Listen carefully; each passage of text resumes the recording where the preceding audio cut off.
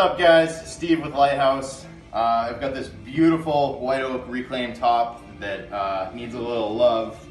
So to do that, we're actually going to be using P-tec from Polymeres technology. We're going to go with black. So I'm going to tell you a little bit about it and I'll show you how we use it. Let's go.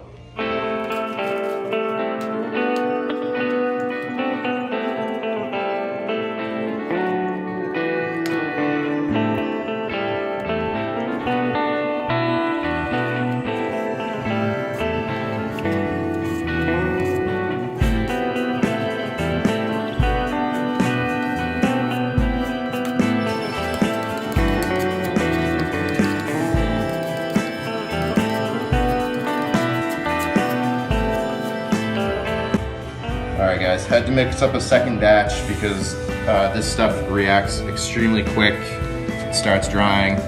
So rather than waste it, just mix up little batches at a time. Really cool thing about this, and the way it works, especially for cracks like this that I just filled, is it's a polyurethane based product. So it's made that over time it will expand and contract with the wood fibers, so there will be no cracking or issues like that. Now we're gonna let this sit for about 15, maybe 20 minutes, and it will be ready to sand. So it's been 15 minutes. I'm gonna use 150 on the orbital. Ready to go to town.